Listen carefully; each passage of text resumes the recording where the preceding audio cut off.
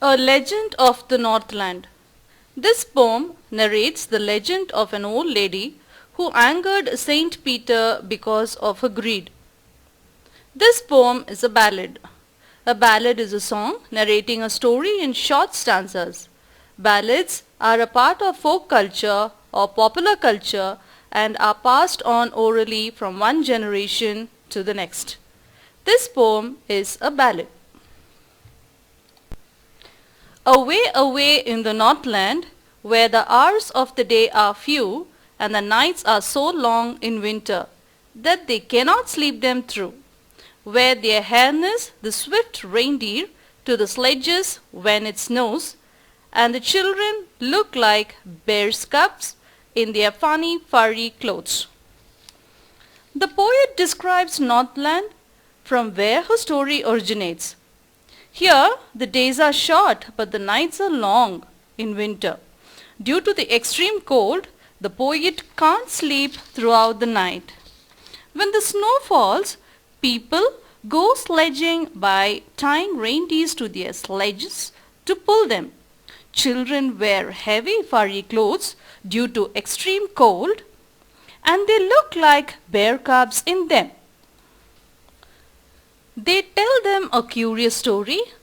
I don't believe it's true, and yet you may learn a lesson if I tell the tale to you.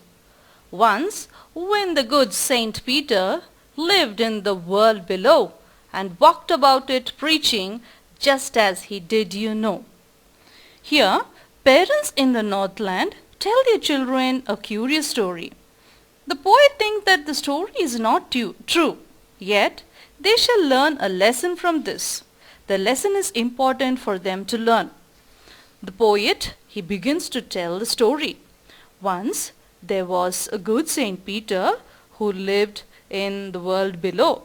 He walked about preaching. Just as he walked, he came to a cottage door.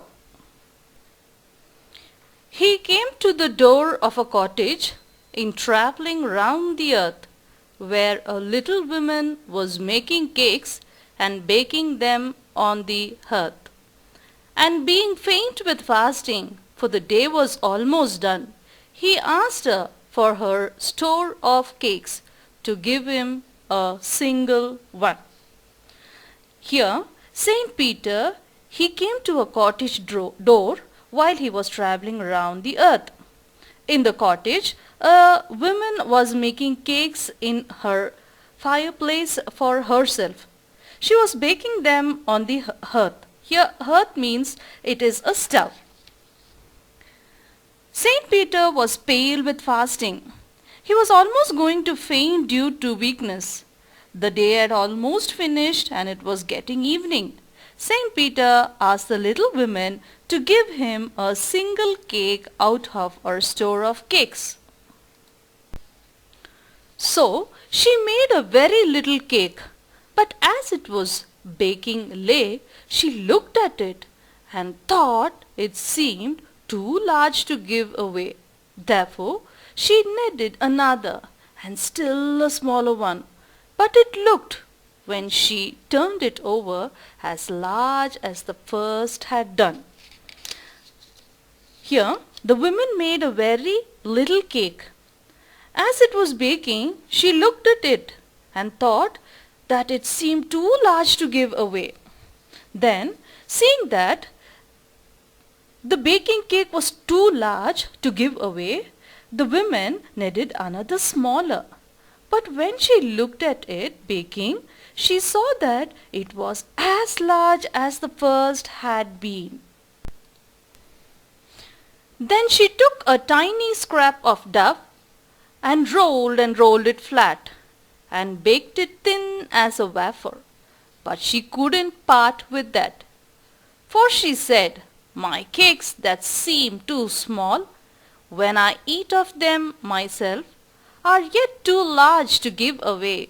So she put them on the shelf. Here, the woman took a very small piece of the dough and rolled it flat. After rolling and rolling, it had become very thin like a wafer. but she didn't give it to Saint Peter. The woman didn't part with a wafer-thin cake. She said to herself that her cake seemed too small when she ate them herself, but these became large when she gave them to others for free. As a result, she put all the cakes on the shelf for her own use. She didn't give any to Saint Peter. Then good Saint Peter grew angry, for he was hungry and faint, and surely such a woman was enough to provoke a saint.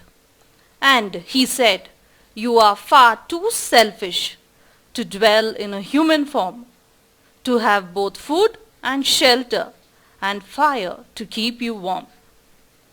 In this stanza, the poet explains that the little woman did not give any cake to Saint Peter. So Saint Peter got angry. Actually, he was very hungry and weak due to fasting. He would have fainted being very hungry.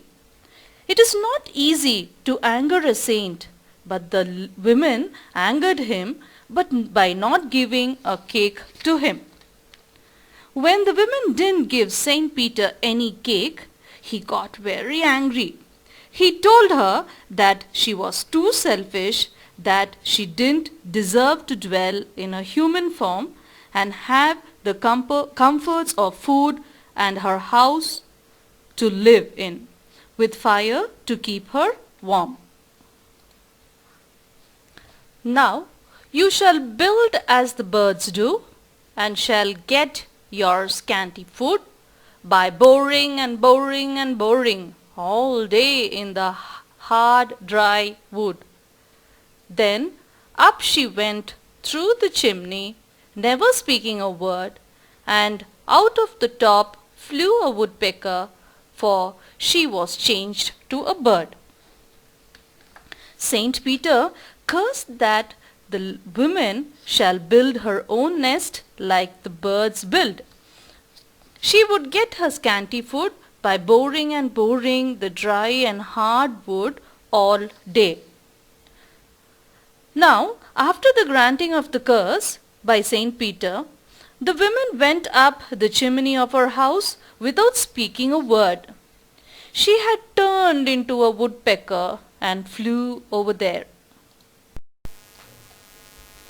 She had a scarlet cap on her head, and that was left the same, but all the rest of her clothes were burned black as coal in the flame.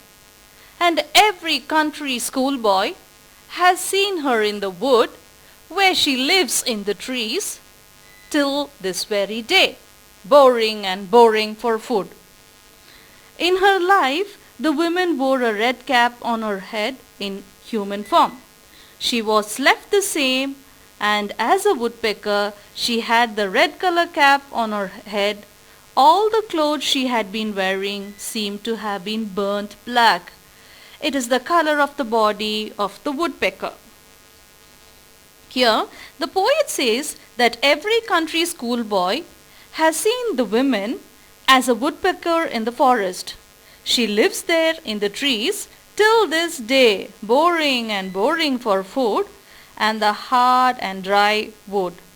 This food is in the form of worms and insects.